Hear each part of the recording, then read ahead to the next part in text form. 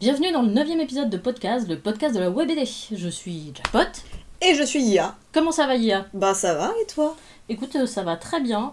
Figure-toi que je me suis lancée dans un second webcomic. Allons donc, un second webcomic. Parce qu'un seul, c'était pas suffisant. Non, bah non, hein, évidemment. Non, donc voilà, depuis quelques mois maintenant, en plus de Joe, je fais Amour, Traction et Joint de Culasse, qui est le spin-off alternatif de Joe. Eh ben écoute, on n'est jamais mieux servi que par soi-même. Exactement, voilà. Et c'est écrit par Pralinus, qui est un fidèle auditeur que nous saluons, qui est lui aussi lui-même auteur de son côté, dont on a déjà d'ailleurs recommandé chaudement certaines œuvres.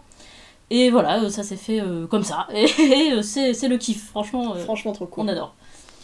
Donc dans cet épisode, on va vous parler de décor et inévitablement, hein, on va vous parler de perspective, voilà, malheureusement. Ne partez pas. Restez. Voilà, disclaimer, tout de suite, on va essayer de pas être imbitable en vous parlant de ça, parce que c'est très technique.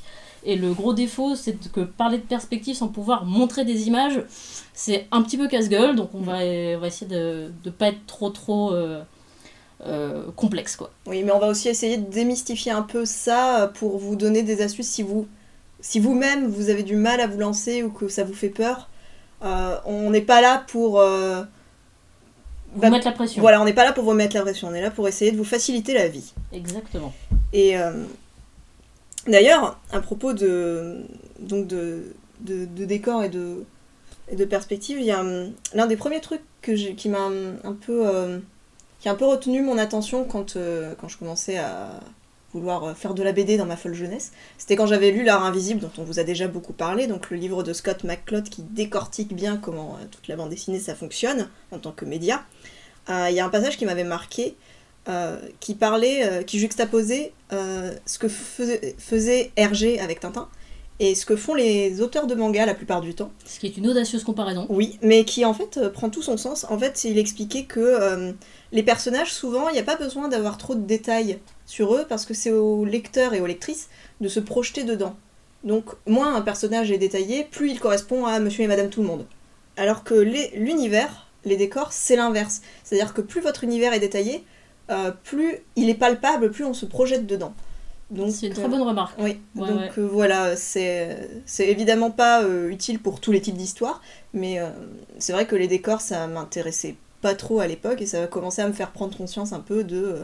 ça t'a tout de suite intéressé au sujet, cette vision. Intéressé non, parce que j'étais très réfractaire, mais je me suis dit, ah ouais, c'est pas con. Et j'ai commencé à comprendre davantage l'utilité des décors à ce moment-là. Très bien, écoute, du coup, Yia, raconte-nous, toi, comment tu procèdes dans tes décors dans Fangs and Fright. Eh bien, alors, justement, comme je le disais, moi, j'aime pas les décors. C'est vraiment... T'es donc coupable. Ouais, c'est très compliqué pour moi de trouver la motivation de faire des décors.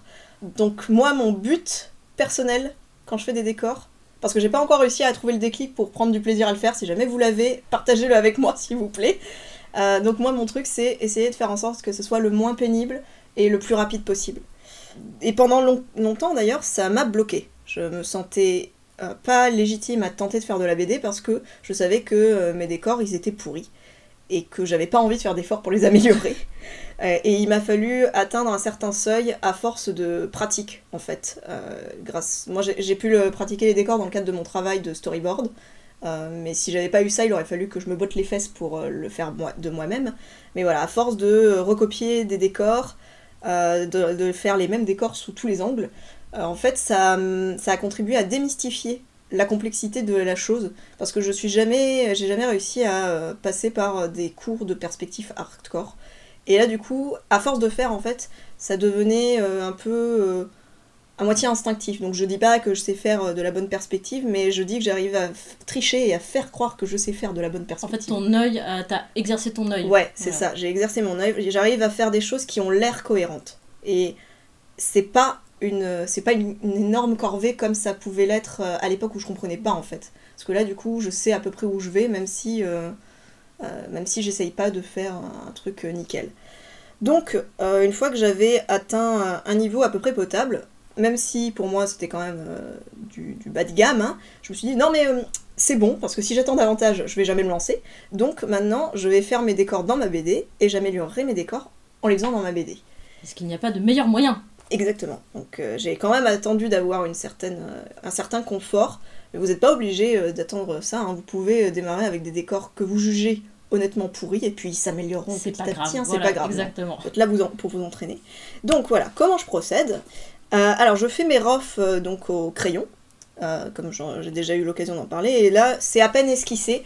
Ce qui est plus important pour moi à cette étape-là, c'est la compo générale. Et donc mes bonshommes, c'est des bonshommes patates, hein, juste savoir quelle place ils prennent à peu près dans la case, savoir quel va être aussi le placement des bulles à peu près à cette étape-là, parce que ça fait d'autant moins de décors à dessiner, ouais, par toi, exemple. T'es plus maligne que moi. Ouais. Enfin, ça veut pas dire que je vais pas redessiner un minimum en dessous aussi, parce que moi aussi, des fois plus tard, je me rends compte que j'ai besoin de bouger des trucs. Mais ça te donne une idée voilà. déjà. Mais ça me permet déjà d'anticiper un peu, de savoir aussi... Donc à l'étape suivante, en fait, après mes rofs et mon placement de bulles, je passe au clean, et c'est là que vraiment je mets les détails dans mes décors. C'est là que je vais voir si j'ai besoin de faire des recherches, c'est là que je vais voir si j'ai besoin même de télécharger des modélisations libres d'accès sur SketchUp, qui est mon grand ami SketchUp, pour faire notamment des voitures, c'est génial. Ah oui, ouais. Les voitures. Faut se faciliter la vie, hein. Et donc à cette étape du clean, c'est là que je trace un peu à la zob, hein, disons-le ainsi, parce que c'est comme ça que je le dis tout le temps. C'est là que je trace à la zob mes lignes de perspective, et que du coup c'est là que ça prend sa cohérence en fait. Et c'est là que je remanie un peu, c'est là que je décide du nombre de plans aussi, donc premier plan...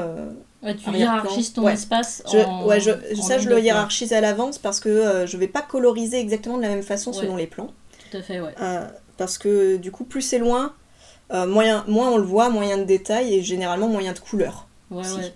Donc ça te permet de voir tout de suite là où tu vas mettre plus d'efforts. Ouais, c'est ça. En fait, c'est pour ça. L'étape du clean, c'est l'étape où j'essaye d'organiser un maximum pour gagner du temps par la suite. Voilà. Absolument, bonne stratégie. Et donc ensuite, la colorisation, comme normalement j'ai préparé mes dossiers à l'avance et que j'ai mes gammes colorées préparées à l'avance, normalement ça va assez vite. Parce que les décors, en fait, ce qui est dur, c'est pas de les colorier, parce que ça, généralement, tu fais le tour et après tu utilises un seau, et tu repasses un petit peu quelques coups de pinceau par-ci par-là. Sauf si c'est des décors naturels, parce que là, je pensais aux décors de ville où c'est un peu...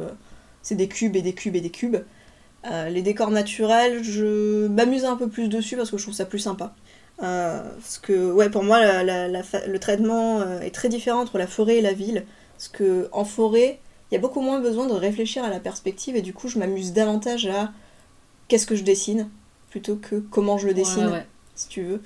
Et puis je trouve que les plantes, c'est généralement plus sympa, et c'est aussi... si on fait une perspective qui est moins correcte, en fait, c'est beaucoup plus pardonnable. Ça se voit moins facilement. Absolument. Donc c'est pour ça aussi que je me prends moins la tête dessus. Les décors aussi, c'est les fonds de cases pour moi. C'est savoir décider s'il y a un truc abstrait derrière ton personnage. C'est décider... Ouais, tu vas aussi décider de ne pas mettre du décor dans toutes les cases. Voilà, c'est ça. Le décor, c'est décider aussi quand est-ce qu'il n'y a pas besoin de décor. Absolument. Et me concernant, comme je cherche à tout prix à m'épargner cette étape le plus possible, il faut que je fasse très gaffe à ça. Et du coup, pour moi, les décors, j'en mets le plus possible dans la mesure où je pète pas un câble. Et il faut surtout que ça reste compréhensible par rapport au placement des personnages et des objets, s'il y a des objets importants. Je veux que on comprenne où on est. Et après, si pendant des conversations où il y a des chants contre chants ou des choses comme ça, le décor disparaît derrière et je réutilise juste la couleur, une gamme colorée avec un petit dégradé. Ouais, ça suffit. Voilà, ça me pose pas de problème. Mais il faut, avant de pouvoir utiliser donc ces trucs et astuces, avoir d'abord bien posé le décor et être certain que le lecteur n'est pas perdu. C'est ça, faut quand même faire au moins une case avec un décor où les personnages sont dedans. Exactement. Et après tu peux t'en passer plus facilement. C'est ça. Et sinon, le grand pro tip pour pouvoir gagner du temps sur ces décors, c'est un truc qui au début donne la sensation qu'on perd du temps, mais en fait non, c'est de faire des plans en vue du dessus pour placer ces trucs. Ouais, des plans au sol, vraiment, de ta salle, comme de l'architecture, quoi. C'est ça. Bon, après, pas besoin forcément que ce soit hyper clean, hyper détaillé, mais juste pour nous-mêmes, quand on dessine, en fait... souvent, on a vraiment la tentation de dessiner les choses comme elles nous viennent et comme ça a l'air cool. Et puis, on se retrouve quelques cases ou quelques pages plus loin à se dire « ah merde, mais du coup, tel objet, maintenant je suis plus dans le même angle de vue, comment... La table a changé de place, elle Voilà. s'est téléportée. Comment je fais pour... etc. Et bah, c'est là que les plans en vue du dessus, ils sont utiles. Tu peux mieux visualiser comment les choses sont placées, quoi. Voilà, ça permet de créer un espace plus rigoureux, quoi. Voilà, exactement. Donc ça, c'est globalement comment je m'y prends. Et voilà, essayer de me prendre la tête le moins possible. C'est une bonne stratégie. Et toi alors, Eh ben moi comme toi, j'aime pas non plus le décor. On espère On se comprend, voilà. On espère que ça vous plaît d'entendre des gens qui n'aiment pas faire du décor vous parler de décor. Exactement. Et donc j'étais encore plus radicale que toi. Moi je me suis dit je vais pas m'emmerder, je vais faire un webcomic qui se passe dans le désert où il y a que un ranch et j'aurai pas de décor à dessiner. Sauf que un jour, très rapidement, Soyuz a écrit elles vont en ville. Et donc voilà, là, je pouvais plus reculer. C'était trop tard, donc comment j'ai abordé ça ? Moi j'ai une formation dans laquelle j'ai appris à utiliser un logiciel 3D qui s'appelle Maya. Et donc comme j'avais toujours accès à ce logiciel et que je savais faire quelques trucs dessus assez rudimentaires, et très vite j'ai modélisé mes décors dans Maya, mais vraiment rudimentaire. C'est-à-dire je prends des cubes, je bouge les cubes les uns par rapport aux autres, c'est pas du tout de la modélisation professionnelle. Mais en fait j'aime bien modéliser. Donc je préfère modéliser un bâtiment avec des fenêtres que de les dessiner. Genre, très clairement, ça m'amuse vraiment beaucoup plus de faire ça. Donc même si c'est un process qui est un petit peu plus long de prime abord, c'est moins pénible, donc ça se compense. Et puis comme justement j'avais des décors qui étaient récurrents, enfin jusqu'à un certain point dans la bande dessinée, où tant qu'elles étaient au range, évidemment que je gagnais du temps. Si j'avais modélisé mon range, je pouvais le réutiliser à chaque strip. Oui, puis surtout tu pouvais absolument choisir n'importe quel angle de caméra dedans, c'est une certaine liberté. Voilà, c'était une optimisation dans la méthode. Oui, parce que voilà, en fait c'est dur d'imaginer un décor, mais une fois qu'il est là... Il n'y a plus qu'à se servir dedans. Voilà. Donc quand même, je suis passée par beaucoup de documentation. J'ai fait vraiment des recherches. Comme c'est du western, j'ai regardé des photos, des films, voilà, tout ce que je pouvais trouver. Après, je vais analyser quand même un peu. C'est-à-dire que je vais regarder les photos et faire des petits croquis des choses dans la photo que je veux utiliser en les simplifiant un peu. Et pour me les approprier, pour que derrière, ce soit plus simple à redessiner ou à modéliser. Ensuite, comme toi, je fais des plans au sol pour les intérieurs, pour les villes, même Soyuz des fois, mais on m'en fait quand on arrive dans une ville, je dis Soyuz s'il te plaît, fais-moi un plan. C'est qu'elle fait gracieusement et je la remercie. Après aussi, la manière dont je l'aborde, un peu comme toi, je vais plus me baser sur mon découpage. Je vais faire d'abord mon découpage et ensuite je vais construire mon décor autour. Si j'arrive dans un nouvel environnement, je vais d'abord fermer les dessins qui me viennent et je vais construire le décor à partir de ça, plutôt que de me contraindre dans l'autre sens. Donc une fois que j'ai mon prédé qui est validé, je vais carrément me faire des screenshots, enfin je me crée des JPEG avec les cases où il y a besoin d'un décor et je les utilise directement dans mon logiciel 3D. Je les projette, en fait je crée des caméras et je projette l'image dans la caméra, ça s'appelle une image plane. Et comme ça je peux bouger ma caméra en ayant ma case en fond en fait. Et du coup je peux voyager dans ma vue 3D et positionner ma caméra comme je veux pour que ce soit plus proche de mon intention dessinée. Donc ça c'est assez opti aussi. Je place aussi des gabarits de mes personnages. J'ai fait une petite modélisation de mes personnages très très rudimentaires où ils sont à l'échelle. C'est surtout ce qui m'importe, c'est l'échelle de taille entre eux et comme ça je peux les placer dans mon décor et je vais voir s'ils sont pas trop grands, trop petits, etc. Tu es beaucoup plus consciencieux que moi quand même. C'est uniquement de l'optimisation mentale en fait, parce que si je le fais pas, je vais tellement mal que voilà, je préfère le faire et au moins je me pose plus de questions. Oui, si c'est pour t'éviter des nuits d'insomnie, je comprends. Voilà, exactement. Et encore une fois, c'est pas pénible pour moi. C'est un process, c'est quelque chose que j'aime bien faire. Donc, double effet qui se coule, comme on dit quand on est un petit peu vieux. Après, il y a une autre astuce que j'ai utilisée pour Joe, c'est le rendu des décors. C'est-à-dire que quand j'étais étudiante, je regardais un dessin animé de temps en temps à la télévision qui était Jackie Chan. L'adaptation des aventures de Jackie Chan. Je regardais aussi et j'aimais beaucoup ce dessin. Ouais, j'ai très peu de souvenirs, je sais pas du tout de quoi je me rappelle plus du tout de quoi ça parlait, mais ça m'avait vraiment marqué parce que le rendu des décors était particulier. C'est-à-dire qu'ils étaient la couleur dépassait du trait. Il y avait le décor au trait et la couleur elle était systématiquement à côté, c'était un parti pris. Et ça marchait super bien avec les personnages qui eux étaient classiques avec le trait et la couleur dedans quoi. Et je me suis dit, ça m'a mis la puce à l'oreille, je me suis dit que je pouvais essayer un contraste comme ça dans ma bande dessinée parce que ça ferait un peu cache-misère en fait sur mon absence d'intérêt et de skill pour le décor. Oui, plus le parti pris graphique est important, plus tu peux cacher Voilà, le fait que exactement. tu sais pas ce que tu fais. Les bonnes astuces de Tata JP et Tata IA. Et surtout que si je les dessinais au trait comme les personnages, il faudrait que j'y accorde autant d'importance que je dessine. Et comme j'aime beaucoup travailler mes personnages, il aurait fallu que je travaille aussi beaucoup mes décors. Et j'en avais pas envie, hein, très clairement, voilà. Donc je me suis dit, je vais tester ça. Et en plus de ça, j'avais découvert à ce moment-là des craies, enfin des brushes Photoshop qui ont rendu un peu craie texturée. Ouais. Voilà. Et du coup, je me suis dit, je vais les utiliser pour mes décors. Donc voilà, je fais ça, je fais mes décors en aplat texturé. Ils sont pas du tout au trait. Et encore une fois, c'est moins pénible pour moi, parce que très clairement, au trait, au bout de 2 fenêtres et 3 cailloux, j'en peux plus. Alors que là, c'est vraiment, l'approche est différente et c'est moins pénible. Et donc, encore une fois, voilà, pourquoi s'en priver. Et pour ce qui est des paysages aussi désertiques, parce que j'ai 2 types de décors dans le jeu, j'ai les décors urbains ou intérieurs et les décors naturels extérieurs. Là encore, je vais m'inspirer un peu de ce qu'on voit beaucoup en dessin animé. C'est un parti pris qui est très graphique pour le coup, où ça rappelle un peu, je sais pas si vous visualisez les dioramas en papier découpé, ces espèces de petites maquettes où il y a du papier découpé qui crée dans la profondeur plusieurs plans d'une illustration. Ouais, et puis souvent il y a une petite loupiote dans le fond pour avoir ça rend des trucs super jolis. C'est très joli, oui. Et c'est un peu ça que j'utilise dans ma tête pour faire mes décors de désert, quoi. Je vais faire 3 zones de sol les unes derrière les autres en dégradant la valeur en fonction de l'éloignement. Et ça donne un rendu stylisé pour pas cher et ça prend pas trop la tête. Donc je fais ça vraiment, c'est hyper basique en général. Il y a vraiment 3 zones de sol, pas plus. Après c'est le ciel. Et après faut faire des buissons. Bon ça c'est, on va pas se mentir, il faut faire beaucoup de buissons. Là je suis un peu différente de toi à ce niveau-là. J'ai remarqué que finalement je m'ennuyais moins à dessiner des fenêtres qu'à dessiner des buissons. Ah ouais. Ouais. Je sais pas pourquoi, mais bon, voilà, je suis pas hyper fan de dessiner la végétation. Mais bon, faut le faire quand même, donc on le fait. C'est peut-être que tes buissons, ils sont nazes. Je sais pas, il y en a peut-être trop, j'en sais rien. Peut-être. Et donc pour mon second webcomic, puisque maintenant j'ai un second webcomic, là l'approche est différente, puisque justement le rendu, c'est pas le même rendu sur Amour Traction Joint de Culasse, j'ai choisi un rendu beaucoup plus rapide que sur Jo.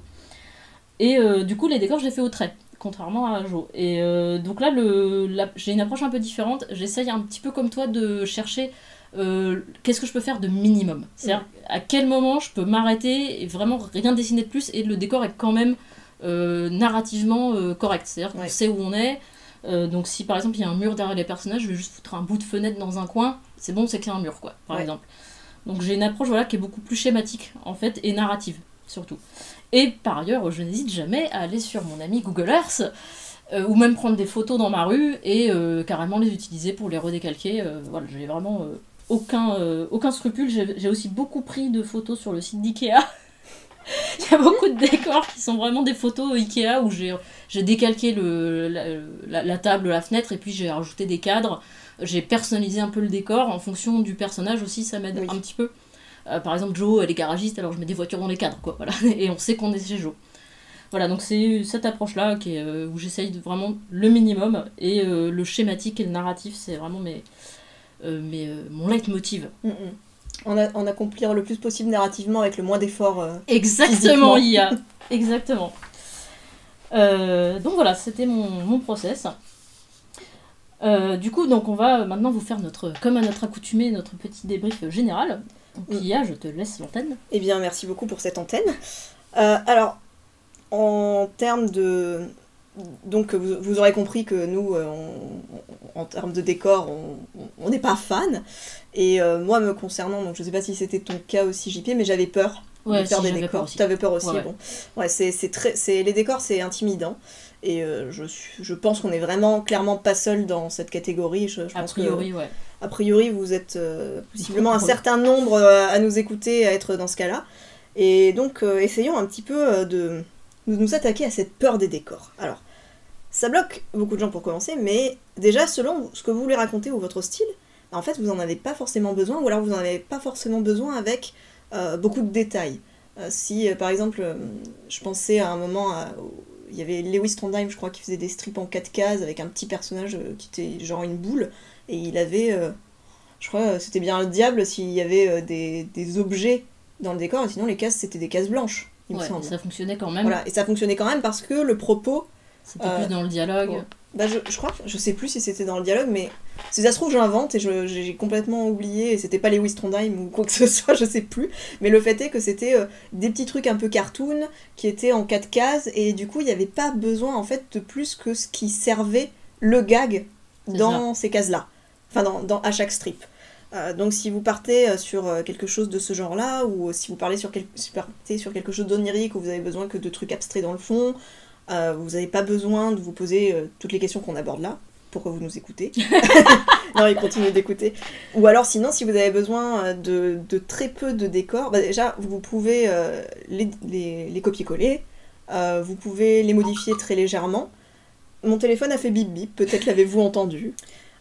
Peut-être que aussi vous pouvez juste suggérer des détails. Si vous avez un mur, vous mettez juste un bord de fenêtre à un endroit, ou alors vous mettez 3 briques en fond. Ouais, absolument. Et en fait, voilà, c'est de l'économie. Vous n'avez pas besoin de vous casser trop la tête si vous avez pas un propos à servir qui nécessite ça. Ensuite, il y a des outils pour vous aider, on en a évoqué quelques-uns. Donc on a évoqué SketchUp et Maya pour faire de la construction 3D. SketchUp, ce qu'il y a de bien, c'est que je crois que c'est toujours le cas, hein, il me semble, ça fait longtemps que je suis pas allée me mettre à jour, mais il me semble que le logiciel est gratuit, et surtout la bibliothèque de modélisation 3D, elle est gratuite, elle est open source, vous pouvez récupérer ce que les gens mettent à disposition gratuitement, et vous pouvez aussi contribuer si jamais vous faites des modélisations 3D. Donc moi c'est là que je récupère les bagnoles et les flingues, parce que c'est super relou, voilà, c'est super relou à dessiner. J'ai trouvé une belle diligence, voilà, la diligence dans le jeu, c'est pas moi qui l'ai dessinée, hein, c'est un modèle SketchUp. Donc aussi dans les logiciels de dessin, il y a des outils qui sont déjà intégrés, on vous en reparlera un petit peu plus tard dans... Ouais, si vous dessinez numériquement, de toute façon, il y a beaucoup d'outils qui vont vous aider. Il y a beaucoup de choses qui peuvent vous aider, donc si vous voulez vraiment vous entraîner à faire de la perspective pure et dure, il y a aussi moyen de faire ça. Bon, après, de toute façon, pour s'améliorer et trouver la façon la plus efficace et la moins énergivore de faire des décors, faut que vous vous imitiez pour en faire et pour que votre style s'adapte.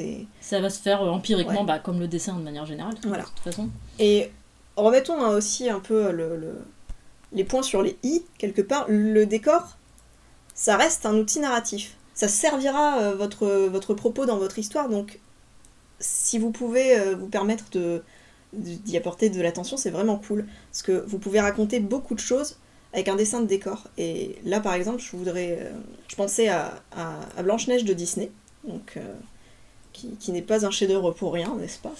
Et notamment, il y a ce passage qui, je pense, a marqué beaucoup de monde, c'est quand Blanche-Neige part dans la forêt et qu'elle est morte de trouille, et que la forêt apparaît avec comme un monstre. Où les arbres deviennent, ils ont des yeux, les arbres ont des yeux, hyper menaçants. L'atmosphère colorée change aussi, ça devient un peu plus abstrait, un peu plus flou. Et en fait, c'est pas pour dire que la forêt elle a des yeux et qu'elle est monstrueuse, c'est pour dire que Blanche-Neige a peur et est terrorisée et voit, sa vision est distordue.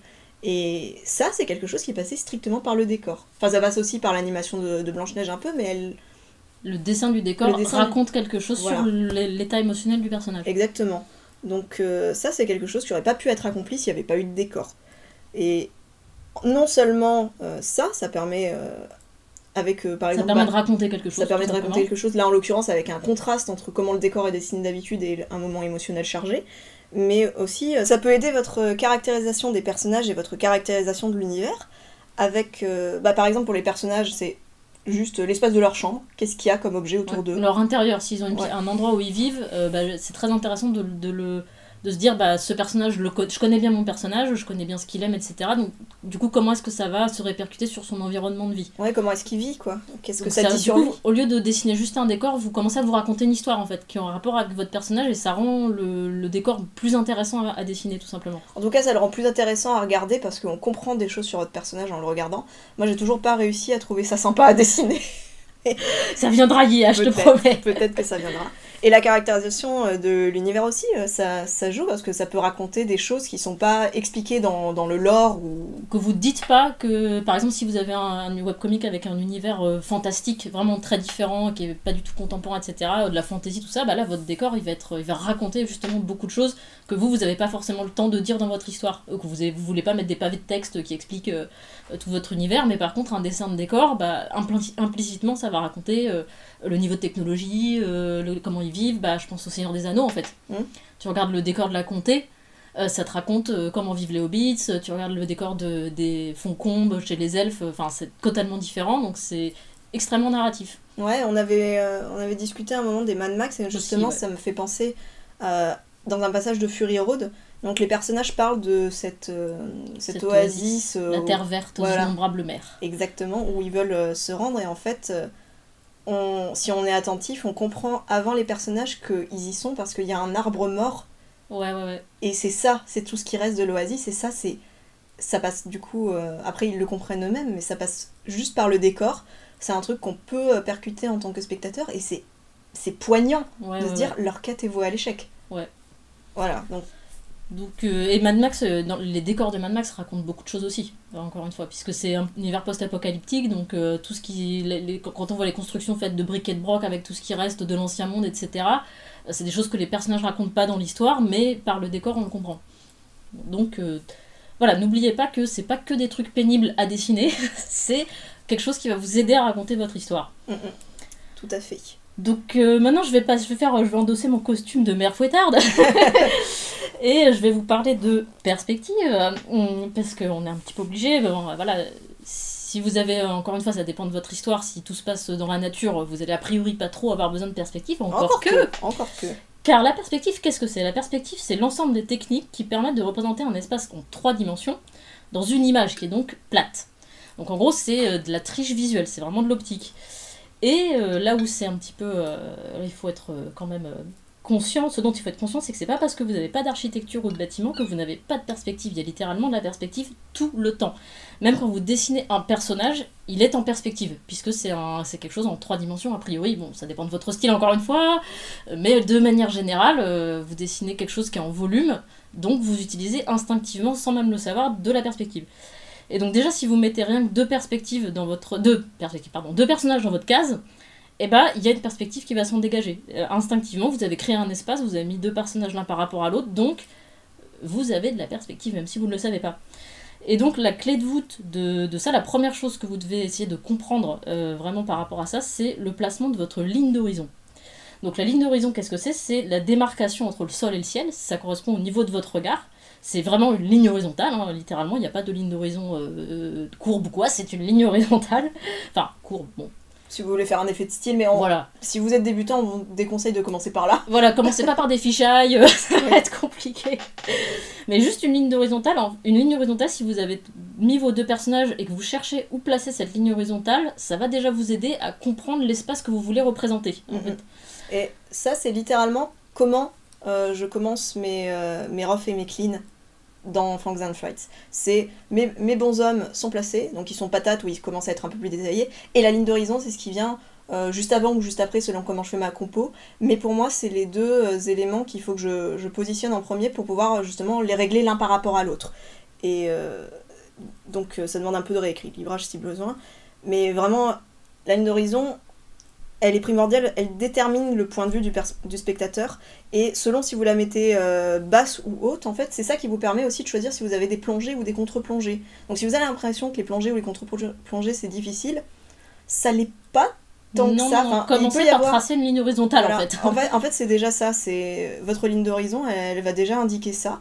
Et après, oui, bon, d'accord, si vous avez un personnage complètement en vue de plongée, faut savoir faire les raccourcis pour dessiner ça correctement, mais déjà vous visualisez votre espace. Voilà, déjà vous visualisez votre espace avec ça. Et donc, bon, globalement, donc là encore une fois, je vais essayer de pas être trop technique parce que à expliquer sans images concrètement, c'est mission impossible, je pense. Donc, je vais juste vous citer les 3 types de perspectives principaux qui existent. Donc, la perspective linéaire, donc c'est celle qui passe par le dessin.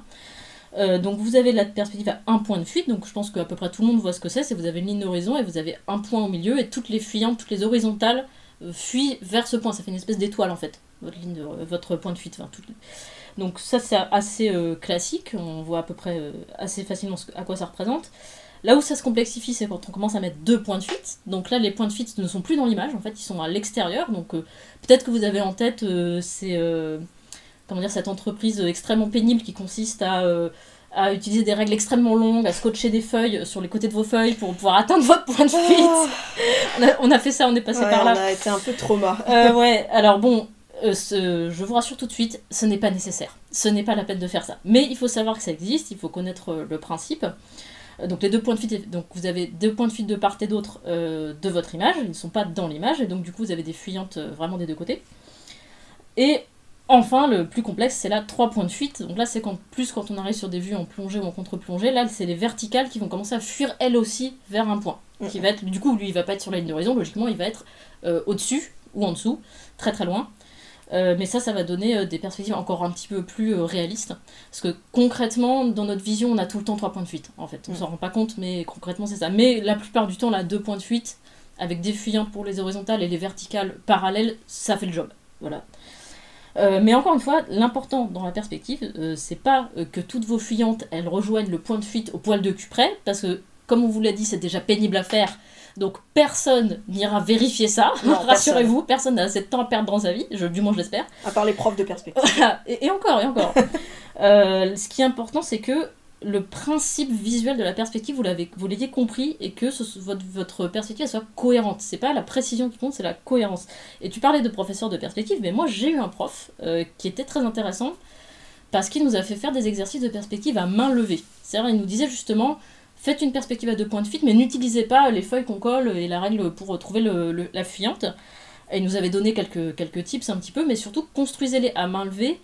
Et il faut juste que ce soit cohérent, encore une fois. Ouais, tu regardes l'image finale et tu te dis pas, il y a un truc qui cloche. C'est ça. Voilà, qu'il n'y a pas un cube qui est au-dessus de la ligne d'horizon et qu'il n'a pas l'air du tout dans le même espace que le reste, par exemple. En plus, à titre personnel, je trouve que souvent, encore une fois selon les styles des gens, mais souvent...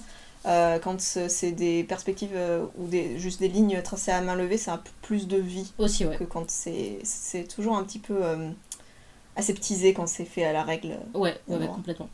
Donc ça, c'est les techniques, grosso modo, de perspective linéaire. Mais ensuite, il y a la perspective atmosphérique. Alors, la perspective atmosphérique, c'est davantage utilisé pour les décors naturels. Bien que ce soit pas exclu dans une ville où il y a...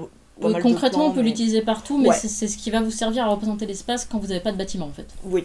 Alors, la perspective atmosphérique, qu'est-ce que c'est ? C'est une perspective qui est basée davantage sur niveau de détail, contraste, et aussi un peu couleur. Ouais, voilà. Si vous faites saturation de la couleur. Donc, on diminue les niveaux de détail et de contraste en s'éloignant dans la profondeur. Donc, qu'est-ce que ça veut dire concrètement ? C'est on fonctionne par plan. Donc c'est pour ça que moi je disais que dans Franks and Fright je fais très attention au nombre de plans que j'ai, parce que justement j'applique un peu ce principe-là de perspective atmosphérique un peu à ma sauce, parce que y a davantage de règles, par exemple je crois, je m'en souviens super mal, mais l'exemple typique c'est si tu regardes une chaîne de montagnes, collines, plus ça part loin, plus ça devient un peu de la même couleur que le ciel. Ouais, ça s'estompe, on a l'impression que ça se fond dans le ciel. Exactement. Donc moi j'ai repris cette idée de se fondre dans le ciel, sauf que mes décors ils se passent de nuit, et j'ai pas eu envie de me renseigner sur comment appliquer la perspective atmosphérique la nuit. Ah oui, parce que la nuit c'est compliqué aussi. Oui, voilà, donc OSEF, je voulais juste faire un truc qui soit un peu joli et qui soit pas trop chiant à faire. Et du coup la façon dont je m'y prends moi, c'est que mes niveaux d'arbres, du coup je leur fais effectivement de moins en moins de détails. J'essaye de pas faire trop d'arrière-plan, c'est-à-dire j'ai mon plan où il y a mes arbres principaux, généralement c'est le décor principal, là où vont évoluer mes personnages. Ensuite je vais avoir un autre plan d'arbres parce que les forêts c'est touffu, donc il faut quand même un peu étoffer. Et généralement ce que je fais là, c'est que je mets un peu moins de détails et que j'applique un petit filtre qui sera de la couleur de mon ciel, qui est aussi généralement la couleur de mes ombrages, parce que j'essaye d'économiser mes gammes de couleurs et d'homogénéiser tout ça. Donc déjà ils ont l'air un peu plus fondus dans le décor. Et ensuite, et ça c'est généralement ma dernière ligne d'arbre, c'est juste une silhouette, non ? C'est ça, c'est juste une silhouette dans le lointain pour dire il y en a encore, voilà. Mais on ne les voit plus. Et ceux-là, ce que je leur applique, c'est un effet de dégradé avec la couleur du ciel. Donc à la base, ils sont plus foncés pour se détacher, et plus on avance vers le haut, plus ils sont transparents. D'accord. Mais ils sont pas non plus entièrement transparents, hein, mais du coup ça fait un effet comme ça où... Bah, ça crée un espace, en Voilà, fait, ça crée de la profondeur. ça crée un espace et ça, c'est... Après c'est une question de choix de style aussi. Moi je trouvais ça joli comme ça parce que j'avais fait plusieurs tests avant de me décider. Donc en fait l'important c'est... vous pouvez prendre des libertés un petit peu comme moi je le fais si ça colle avec votre graphisme. L'important c'est que pour les différents plans de votre atmosphère, si vous utilisez la perspective atmosphérique, si vous restiez cohérent en fait. Ouais, c'est-à-dire dans, si votre premier plan est... Bah, par exemple, moi, ce que je fais souvent dans Amour, Traction et Joie de Culasse notamment, c'est que s'il y a des personnages qui sont devant, qui sont vraiment près de nous et qui regardent quelque chose qui est plus loin, je vais les colorier en gris. Mm.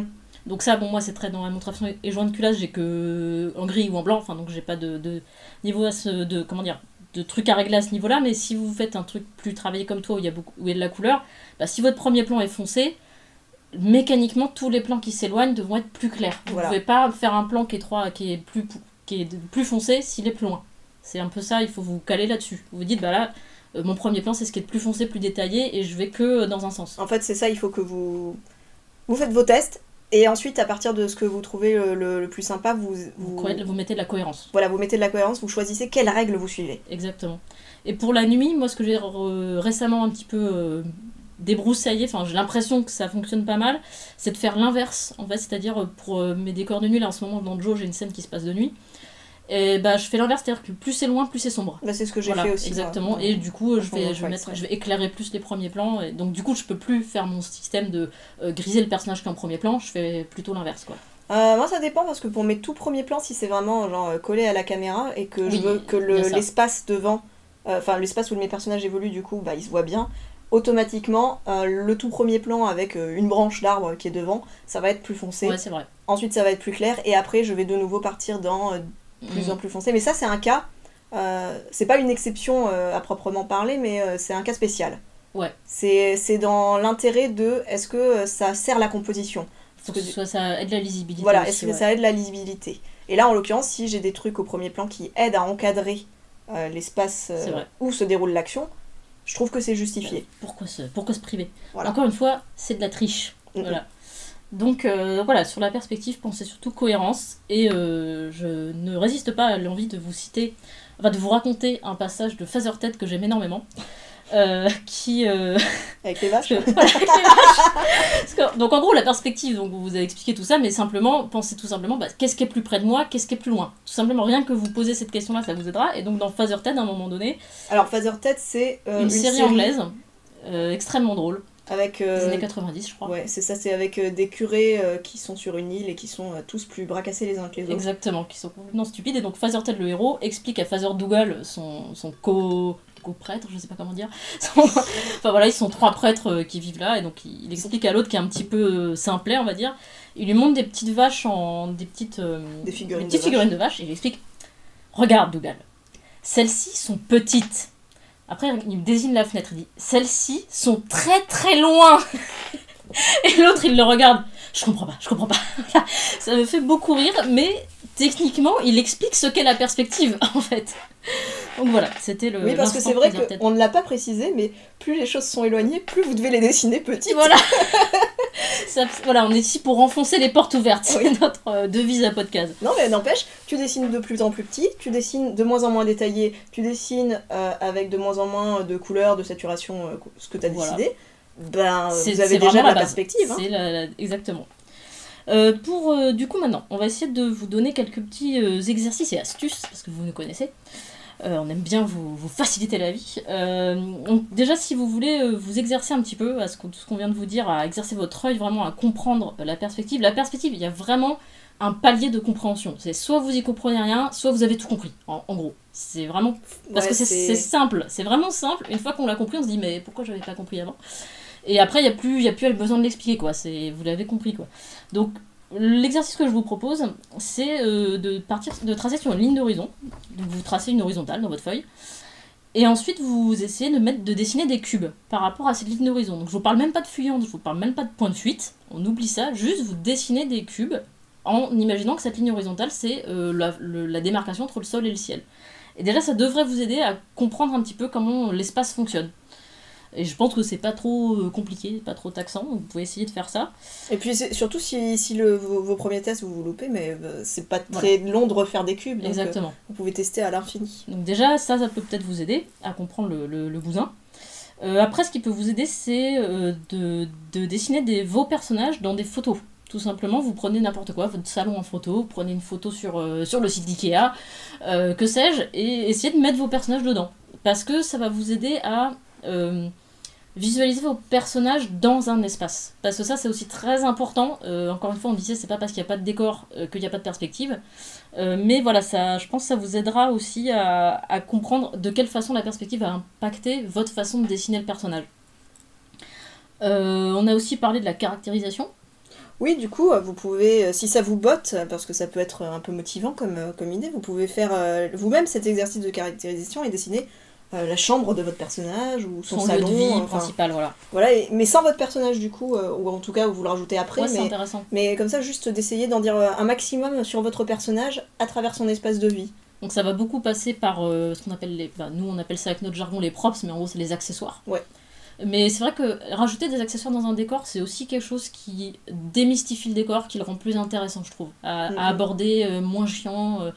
Tout de suite, vous allez vous raconter des histoires en fait avec ce décor, et ça va être plus sympa, je pense, à faire.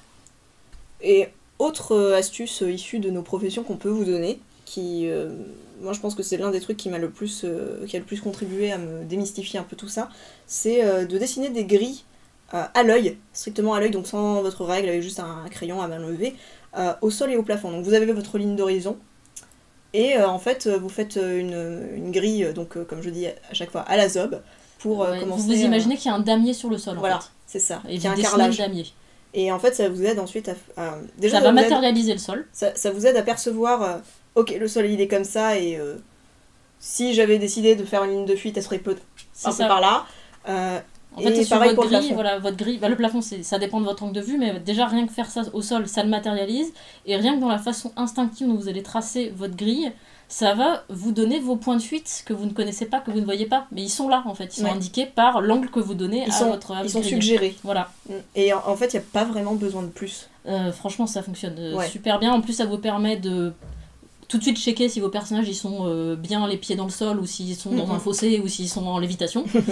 Et ça aide quand même beaucoup. On connaît l'astuce de oups, j'ai dessiné mon personnage trop haut, alors je le mets sur un carton. Ça avait circulé, il y avait eu des mèmes sur internet, j'avais vu des cases de manga qui avaient été un petit peu moquées à ce sujet. Okay. Bon, ne nous moquons pas de ça, c'est pas bien, c'est pas sympa.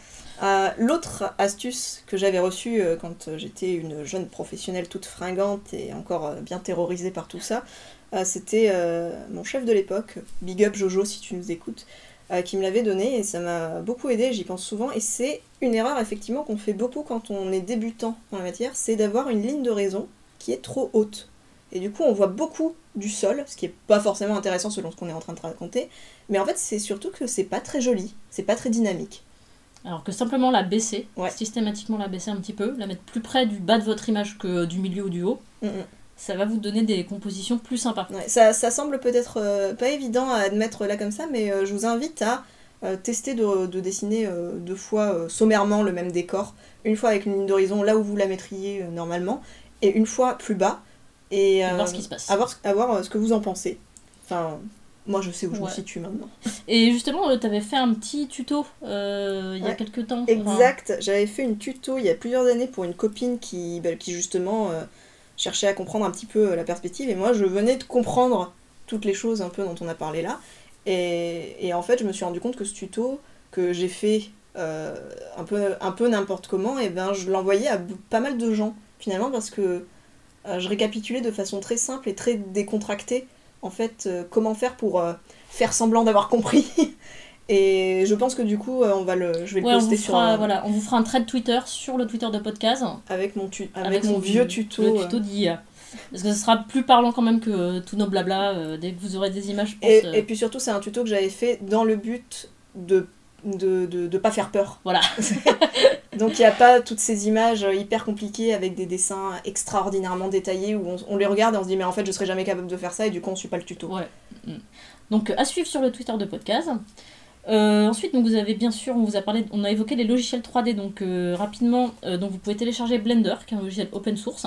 Gratuit. Vous trouverez facilement des tutos, des ressources qui vous expliqueront comment l'utiliser. Donc les logiciels 3D, ça peut être un peu intimidant, mais honnêtement, moi je considère que ça vaut le coup. Après, moi j'aime bien ça, mais bon, ça peut quand même beaucoup vous aider. Ça vaut le coup, je pense, de vous investir un petit peu là-dedans, au moins mettre le nez dans les tutos, voir un petit peu. Vous avez SketchUp, donc on en a parlé. Gratuit avec la bibliothèque. Voilà. Sachant que en 3D, vous avez un format universel qui s'appelle le .obj, que vous pouvez utiliser ouvrir normalement dans tous les logiciels. Donc les banques que vous trouvez, vous cherchez n'importe quoi, une diligence, vous tapez diligence au .obj dans Google ou autre moteur de recherche, si vous trouvez cet objet-là en libre de droit, que vous téléchargez, normalement vous pouvez l'ouvrir dans n'importe quel logiciel de 3D. Alors maintenant aussi dans CSP Clip Studio Paint, le nouveau Manga Studio, qui est une usine à gaz, il y a carrément des modèles 3D dedans, quoi. Il y a carrément des mannequins en 3D qu'on peut bouger, etc.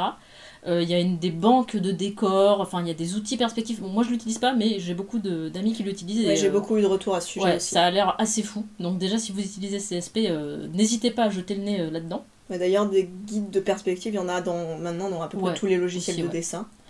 Rien que moi personnellement, rien que dans Photoshop, en fait, je me suis juste fait un fichier avec des lignes horizontales que j'ai tracé avec l'astuce que nous allons vous donner tout de suite, et je l'utilise, je le transforme et ça me fait ma grille de perspective en fait. Et donc c'est l'astuce suivante, c'est pour tracer des verticales et des horizontales, vraiment verticales et vraiment horizontales, ce qui parle à mon esprit rigoureux.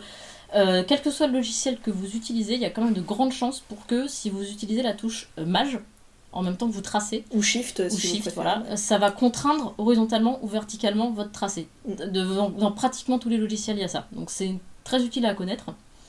Et encore une fois, le CTRL-T, dont on ne saurait se passer, qui permet, par exemple, vous avez une façade de bâtiment, au lieu de la dessiner directement en perspective, vous la dessinez à plat, en utilisant justement les contraintes horizontales verticales pour que ce soit bien horizontal et vertical, en copiant-collant les fenêtres pour pas avoir à dessiner 36 fenêtres, et une fois que vous avez votre façade, un petit CTRL-T et bim, vous la mettez dans la perspective de votre case. Ça marche aussi pour les bibliothèques pleines de bouquins. Absolument.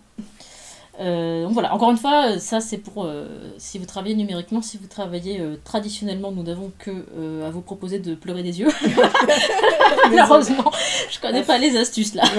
La seule astuce à laquelle je pense, je crois que c'est un trop gros investissement en termes d'énergie, ce serait de faire des maquettes et de prendre des photos dedans. Ouais. Mais franchement... bon. Si vous aimez faire des maquettes, après ça peut être hyper Moi je dis, si tu fais une maquette pour faire une BD et que tu prends des photos de ta maquette, redessine pas tes dessins, utilise ta maquette directement. Ouais. Parce que franchement, à ce niveau-là. Bon, ça vous fait déjà pas mal de grains à moudre pour vous y mettre. Et maintenant, quel piège éviter pour ne pas s'y mettre n'importe comment non plus? Alors, comme on disait à l'instant, si vous mettez votre ligne d'horizon pile au milieu de votre case, avec une perspective bien frontale, un point de fuite au milieu, vous avez tout faux. C'est pas que vous avez faux, c'est que vous avez des chances que ce soit pas très joli. En fait, il doit y avoir très peu de cas où c'est adapté à ce que vous êtes en train de faire. Ou alors le parti pris narratif doit être très fort. Ouais. Donc je pense à ce plan dans Shining qui se passe dans les toilettes, je crois, de l'hôtel, où on est complètement dans une perspective extrêmement frontale. Et c'est hyper marquant, justement, ce changement, parce que c'est le moment où il bascule un peu dans la folie. Et c'est intéressant aussi, voilà. Si jamais vous entendez des cliquetis, sachez que c'est le chien de Jackpot. Voilà, c'est Nami qui veut participer. Et donc, elle on est désolé avec pour ses petites griffes sur le plancher. Voilà. Mais elle repart. Et donc, dernier piège qu'on va vous recommander d'éviter. Il n'y en a pas trop parce que c'est déjà compliqué la perspective, donc on va pas non plus vous mettre trop la pression. Donc c'est ce qu'on disait, on a déjà évoqué, mais effectivement quand vous allez faire de la perspective, vous allez avoir besoin d'orthogonal, de vertical, d'horizontal et de traits droits, souvent. Mais on vous recommande d'éviter de garder ça dans votre rendu final. C'est-à-dire si vous avez fait votre croquis, qu'il est bien droit, etc., faites votre clean plutôt à main levée. Évitez d'utiliser vraiment des traits droits ou des règles. Ça donnera... votre dessin sera un petit peu plus vivant en fait. Ça évitera justement de donner ce côté un peu trop... aseptisé comme ouais, voilà. Donc plutôt main levée sur décor à la règle, en général ça donne des bons résultats.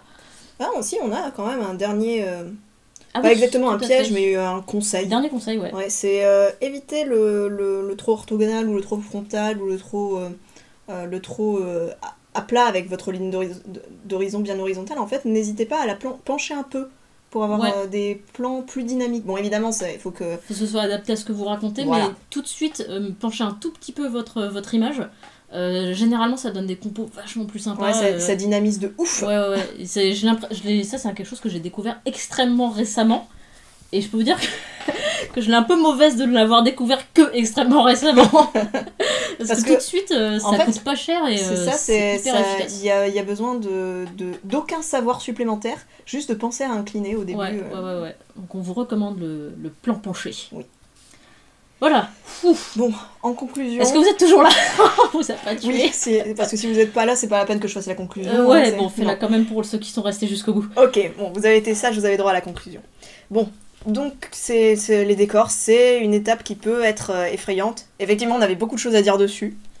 Mais il y a quand même... Votre peur est légitime. Voilà. Oui, mais il y a quand même moyen, à force de pratiquer, de trouver des astuces, de trouver des raccourcis pour que ça aille plus vite, et surtout que ça aille plus vite selon votre style, parce que possiblement, les choses que vous éluderez, ce sera des choses que d'autres personnes vont garder, et parce que ça vous correspondra Absolument. plus, etc. Encore une fois, il n'y a pas d'absolu. Voilà, il n'y a Que pas des cas d'absolu. particuliers.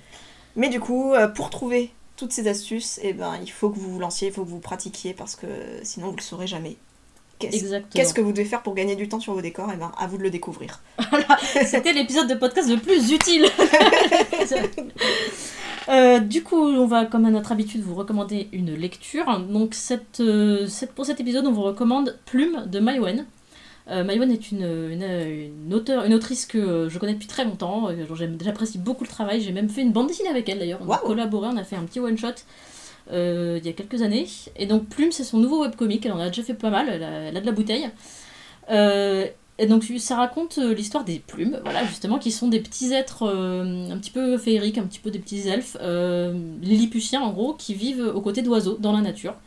Et donc c'est un petit peu l'histoire de... Comment dire, ça raconte un peu qu'est-ce que c'est d'être une plume, d'être dans la nature qui est un environnement quand même très hostile. Ça parle d'amitié aussi, parce que le personnage principal, donc Huppé, il va essayer de se lier d'amitié avec les autres plumes, mais c'est compliqué. C'est très compliqué. Et donc c'est magnifique. Les planches, elles sont à l'aquarelle, elles vous fracturent les deux yeux à chaque fois. Donc c'est en cours. Donc on vous met le lien sur Webtoon, Webtoon de FR. Voilà. Et on vous recommande chaudement cette lecture. Maïwenn est vraiment une super artiste qui mérite beaucoup plus de reconnaissance et d'audience. Très bien. Ça a l'air... C'est top, franchement, moi bon, j'aime beaucoup, cool. C'est un projet que je suis depuis très très longtemps, je l'ai connu bien avant qu'elle le lance, etc. J'aime énormément, donc vraiment je vous recommande d'aller le lire. On sent ton enthousiasme. Ouais. Eh bien merci pour cette petite recommandation. Et le prochain épisode alors, donc on a fini ce podcast, donc maintenant, qu'est-ce qui nous attend pour la suite? Dieu seul sait quand elle va venir aussi, parce que c'était compliqué ces derniers temps. Hein. J'espère qu'on vous a pas trop manqué, mais on est toujours là, Ouais, on est toujours là. On sait ce qu'on veut faire ensuite, hein. On a prévu notre... Ouais, c'est pas fini. Vous entendrez encore parler de nous. Donc le prochain épisode de podcast portera sur hiatus, self-care et art block, des sujets qu'on connaît assez bien. Pour les pratiquer. Pour les pratiquer. Pour les avoir pratiqués, voilà. Voilà, et on sait que ça concerne aussi beaucoup de monde. Ouais. Donc on parlera de tout ça. Restez à l'écoute. Donc voilà, merci d'avoir écouté cet épisode de podcast. On espère que ça vous a plu et À très bientôt. à bientôt.